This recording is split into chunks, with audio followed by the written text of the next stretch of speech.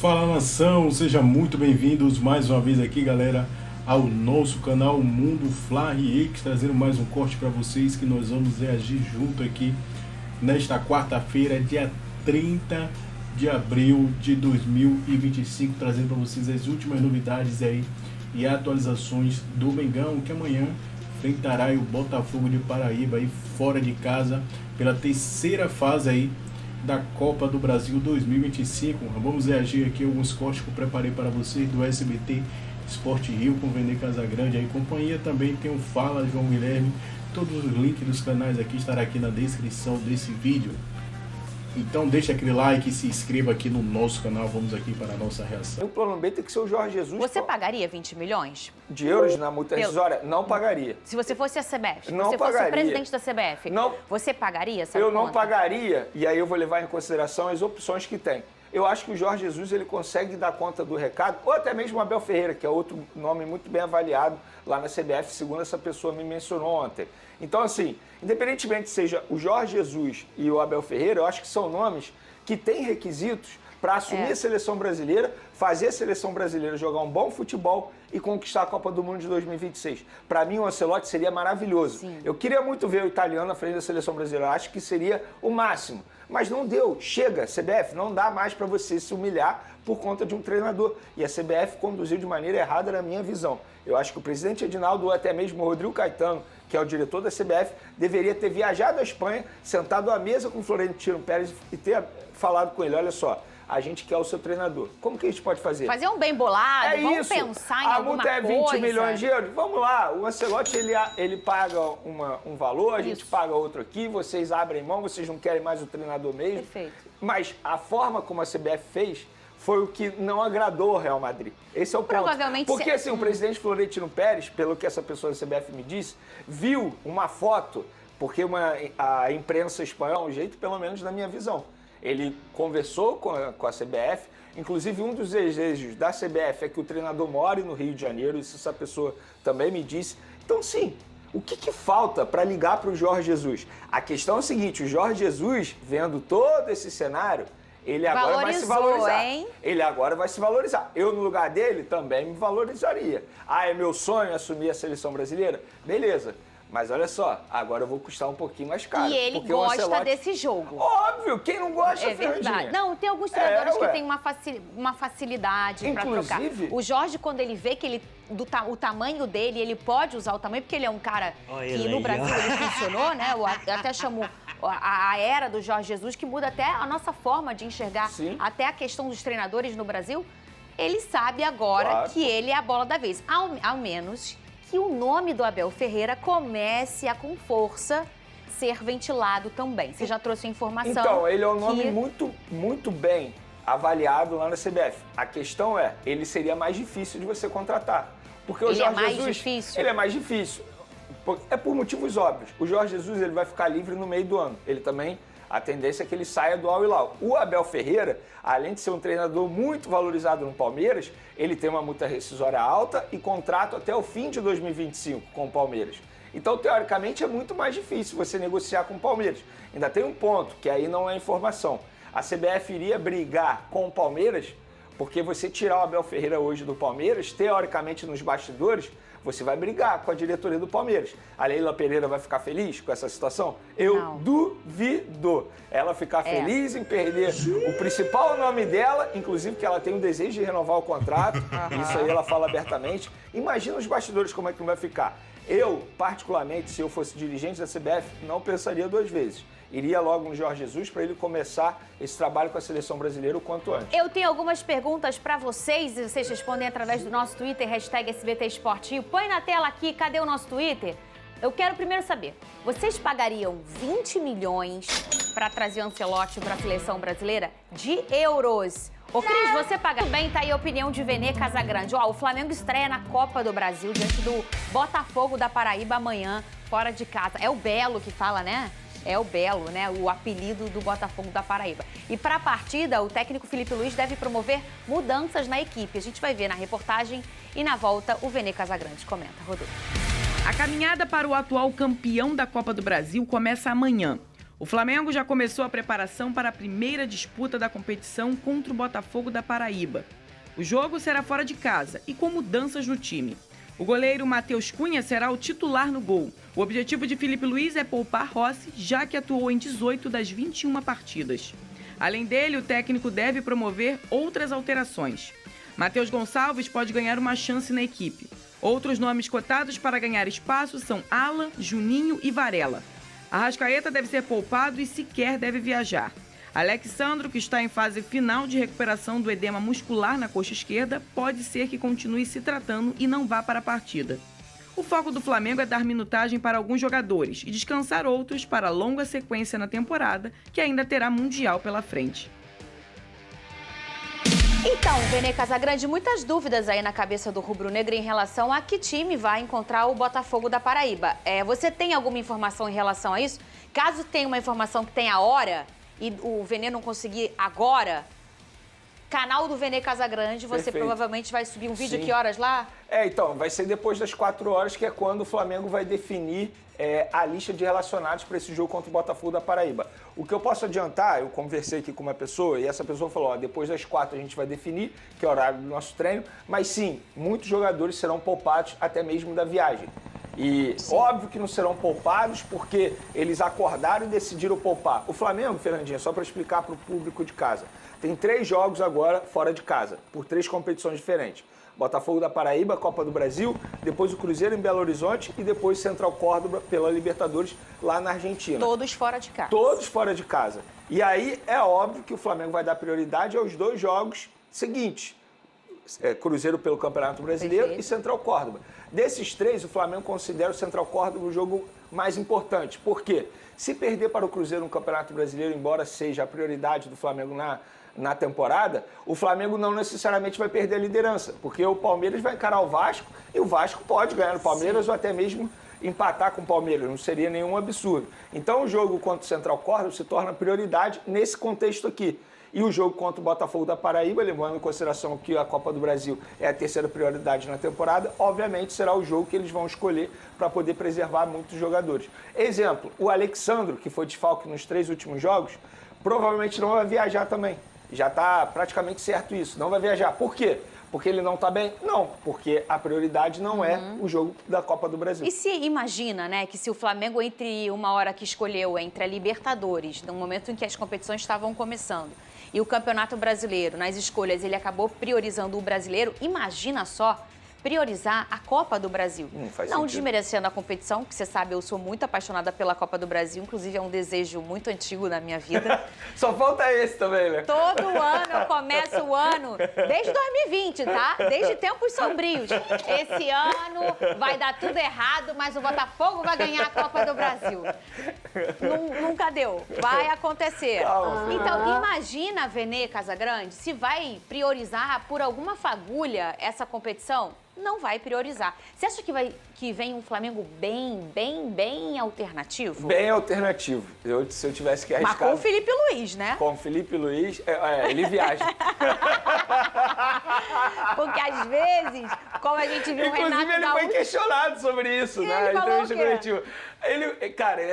O Renato Gaúcho, que não viajou com o Fluminense no jogo da Sul-Americana. Ele foi muito educado, respondeu que vai viajar e na resposta ele acabou dizendo que o Matheus Cunha, por exemplo, ele vai ser titular e o Matheus Cunha não recebe a oportunidade desde o dia 12 de fevereiro. Eu guardei a data porque foi o dia do meu aniversário. E desde o dia 12 de fevereiro que o Matheus Cunha não entra em campo. E tá certo. Sim. Eu acho que você tem que dar minutagem ao Matheus Cunha, que não joga há muito tempo. E tem qualidade, né? Exatamente. E aí teve torcedor reclamando, nossa, Matheus Cunha... Gente, se o Matheus Cunha, reserva do gol do Flamengo, não consegue jogar uma partida contra o Botafogo da Paraíba, vai jogar contra quem? Com todo respeito ao Botafogo da Paraíba.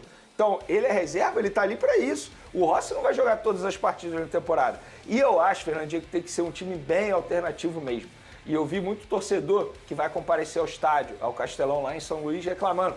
O Flamengo deveria botar o time principal, nunca joga aqui. Gente, Primeiro, o Flamengo não tem esse compromisso ele faria um com ninguém. tour, né? Pegaria os jogos e passaria no Brasil. Esse mando não é do Flamengo, não foi o Flamengo que vendeu o mando de campo. Não teria nem essa responsabilidade. E terceiro, tem que pensar no melhor para o elenco e para a temporada. Então, com todo respeito ao torcedor rubro-negro que vai comparecer ao Castelão, eu acho que esse planejamento do Flamengo foi feito de uma maneira extremamente correta. A prioridade tem que ser Cruzeiro no final de semana e Central Córdoba na outra quarta-feira. E a gente sempre defende aqui nesse programa o torcedor que a gente chama de off-Rio, né? É isso. São os torcedores. Aqui no futebol carioca, o torcedor que mora fora do Rio de Janeiro é muito grande. Do Fluminense, do Flamengo, do Vasco e do meu Botafogo. Eles são grandes, são espalhados, são os 4 grandes, têm uma torcida nacional mesmo.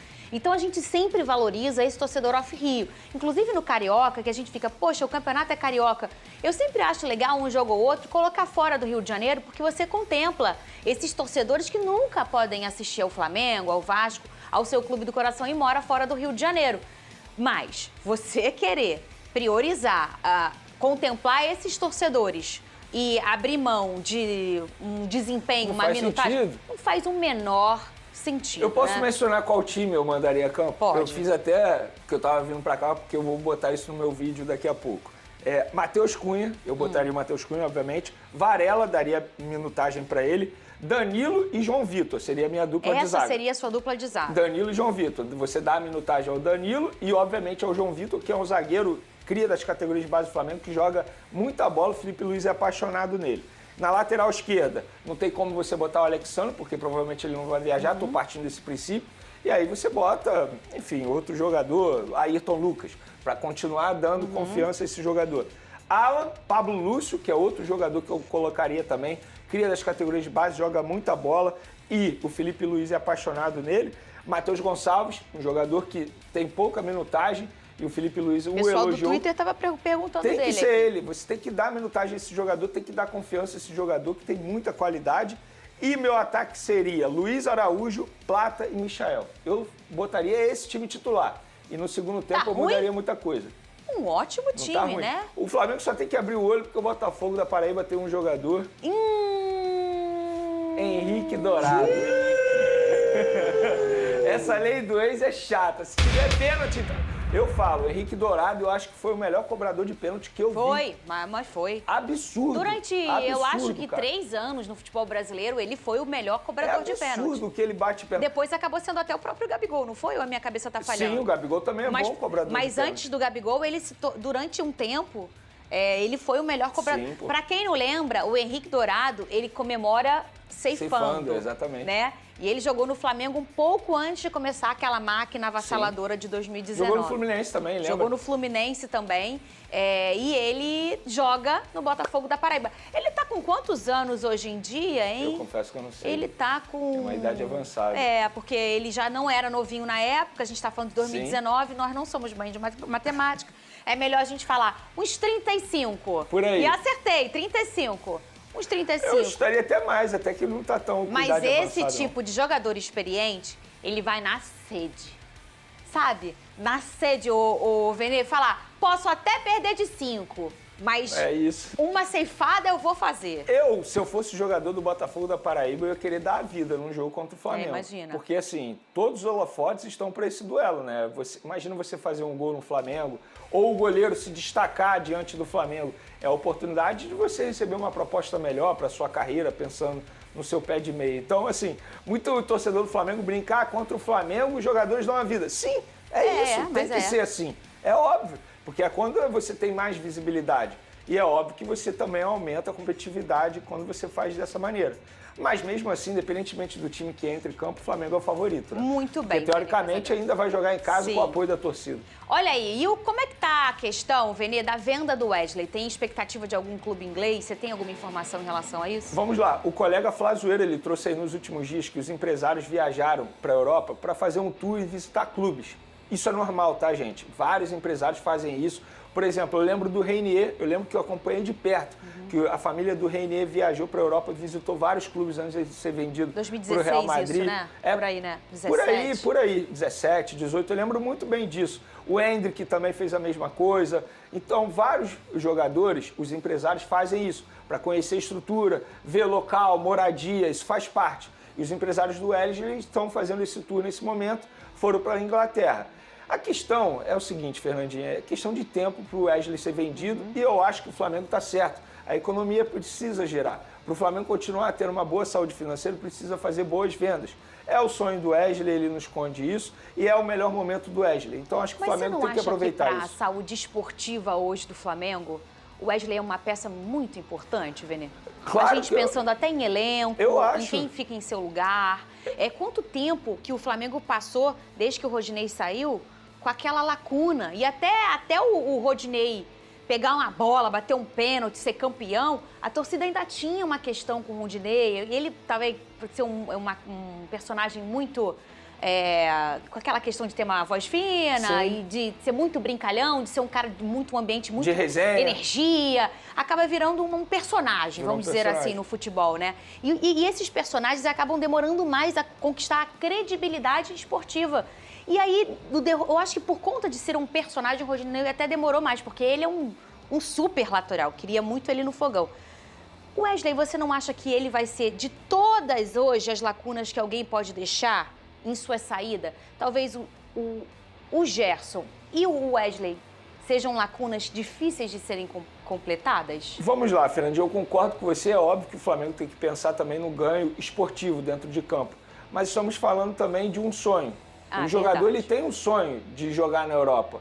E a gente precisa também analisar o clube também como empresa. Para você fazer essa economia girar dentro do Flamengo, você precisa fazer receita. E fazendo receita com venda de jogadores é importante. E o Wesley hoje é tratado como a próxima venda milionária. Sim. A gente entende o ganho esportivo dele, mas é para isso que a diretoria está lá. Porque quando você vende um jogador, quando você perde um jogador, seja por venda, por lesão, eu acho que a diretoria tem que estar pronta para fazer uma boa reposição. Sim. E você vender o Wesley, e aí eu já posso falar o valor? Posso falar o valor? Pode. Você vendeu o Wesley por cerca de 35 milhões de euros, que é a meta do Flamengo. Mais que o Celote, a gente falou aqui. Pois é. Você vendeu um lateral direito por 35 milhões de euros, é algo que pouco clube consegue fazer atualmente no futebol brasileiro. Então eu acho que não tem jeito, é bom para todo mundo. Vai ser bom para o Wesley, porque ele vai conseguir realizar o sonho dele de jogar na Europa. E ele passou uma decepção, né, na última vez. A gente pôde ver aí, ele quase foi para a Atalanta, acabou não indo, ficou decepcionado. E no fim das contas, que bom que ele não foi, porque valorizou o jogador, ele está feliz. O Flamengo vai ganhar mais dinheiro também futuramente.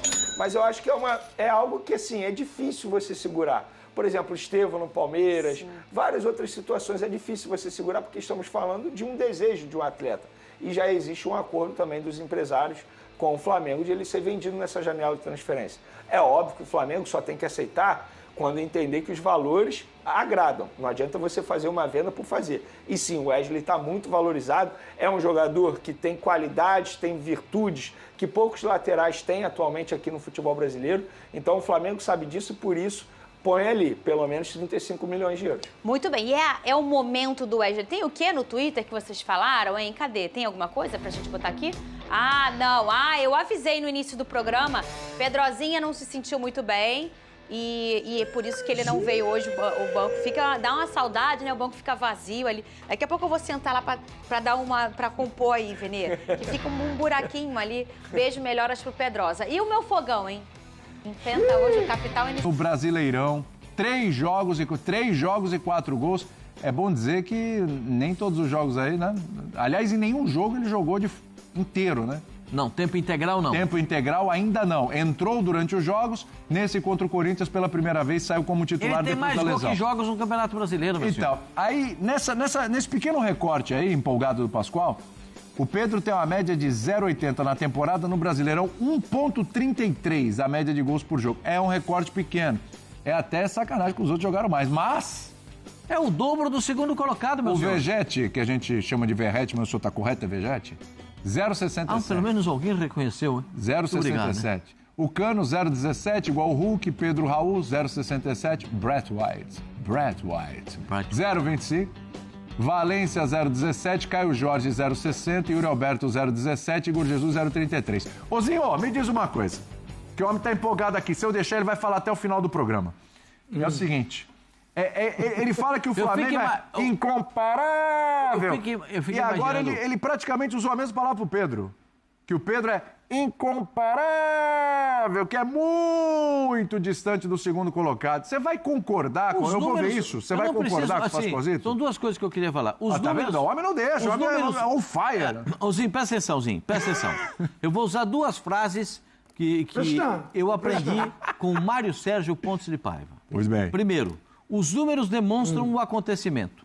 E segundo, os meus olhos veem o que está acontecendo. Meu Deus do céu, que é isso? Vai lá, fica até difícil depois disso, hein? Não, o time que ele joga ajuda muito. Ele é ótimo centroavante, ótimo jogador. Inclusive esteve na última Copa do Mundo. E foi convocado para a seleção brasileira, mas infelizmente a contusão, né, tem prejudicado uma sequência dele na seleção brasileira, até para a gente ver se o Pedro do Flamengo encaixa no jogo da seleção. Acho difícil, porque a seleção não está proporcionando para ninguém ainda um conjunto para que os valores individuais apareçam. Eu ainda sou do cara que primeiro privilegio o conjunto. Os valores, os grandes jogadores vão aparecer quando o time está bem montado. É muito difícil um baita de um jogador com um time desorganizado. Simples. Nessa lista que vocês colocaram, eu sinto falta de vários atacantes. Que no início da temporada, de repente, a gente falaria que estava no topo. O Caleri estava ali? Pois é. Vitor Roque estava ali? Não. Gabigol estava ali? Não. Bem lembrado. Falei só 3. Então, assim, o Flamengo, o Pedro é maravilhoso, ótimo jogador, também gosto muito. Mas o Flamengo, com o entorno que ele tem, né, oferece para ele que a qualidade dele, né, que é ótima, apareça. Agora, joga num time que está desorganizado, que a coisa não acontece, tudo. O Igor Jesus, o ano passado, foi para a seleção brasileira, porque tinha o Almada, tinha o Luiz Henrique, o Gregory estava voando, o Santos estava... o Marlon Gomes estava voando, o Vitinho. Aí o Botafogo caiu de produção, saíram 2 jogadores. O Igor Jesus não é o mesmo ainda. E ele é mau jogador? Não, é ótimo jogador. Inclusive foi para a seleção brasileira. Mas o conjunto não ajudou para que ele continuasse dando uma sequência. Então, assim, eu acho que o Pedro, no momento, nessa volta dele, foi maravilhoso esse jogo que ele fez contra o Corinthians. Acho que ele vai continuar nessa sequência, porque o Flamengo vai proporcionar isso para ele também, porque o time é muito bom. E ele é um cara muito de equipe, de grupo. Ele não é o artilheiro do campeonato hoje, porque ele deu passe para o Arrascaeta fazer o gol. O Arrascaeta tem 5 gols, ele tem 4. E ele deu assistência para o De La Cruz no jogo e para outros. Deu passe para os outros fazerem gol. Então eu acho ele muito bom jogador, né, tem tudo para voltar à seleção brasileira, mas não coloco ele como incomparável. Não. Tem muitos bons jogadores jogando no futebol brasileiro, né, que com os times se ajustando, se organizando, podem brigar por essa artilharia do campeonato. Gostei. Como é que é, Zinho? Não coloco como... Como é que é? Faz de novo. Gostei. Incomparável! Obrigado, Zinho. Obrigado. Obrigado, Zinho. Obrigado. Mas eu vou fazer uma pergunta. Faça pro Zé, vai lá. Fala um centroavante para jogar no lugar do Pedro na seleção. Rápido, agora. Hoje difícil. Não tem, fi. Não tem. Pode caçar aí, meu senhor. Fica caçando aí o nome. Fica caçando aí. Procura aí. No jogo, por exemplo, contra a Argentina... Até porque... Mas eu acho que se o Ancelotti chegar, ele não vai ser o centroavante.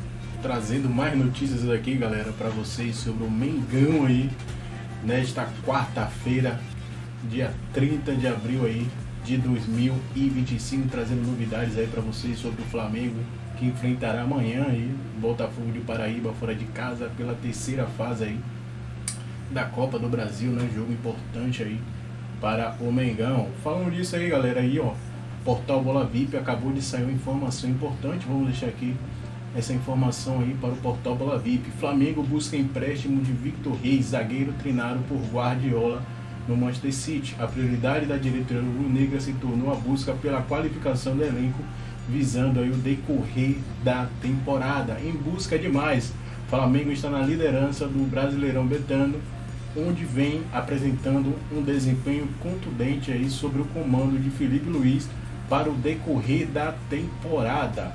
Mas para continuar ocorrendo, a gestão vem trabalhando em conjunto aí com a comissão técnica para ter mais reforços. Com isso, visando o Super Mundial, a gestão entende a necessidade de buscar reforços pontuais. A intenção é montar uma equipe que tenha condições de fazer um bom campeonato, né? Não passar vergonha no Mundial. A gente sabe que tem muitos adversários difíceis, vai ter o Real Madrid, vai ter o Bayern de Munique, vai ter o Chelsea, vai ter o PSG. Então a intenção do Flamengo é reforçar o elenco aí, visando aí o Super Mundial. Então o primeiro compromisso do Mengão será no Mundial de Clubes, demarcado no dia 16 aí de junho, às 22 horas em Filadélfia, nos Estados Unidos, durante o Esperance. O diretor técnico José Bulto está atento aí ao mercado para reforçar. Conforme a informação de Fabrício Lopes, fez uma análise de confronto e definiu a posição que precisa ser priorizada na equipe. Dentro dela está a chegada de um zagueiro, meia e um atacante que atue pelo lado.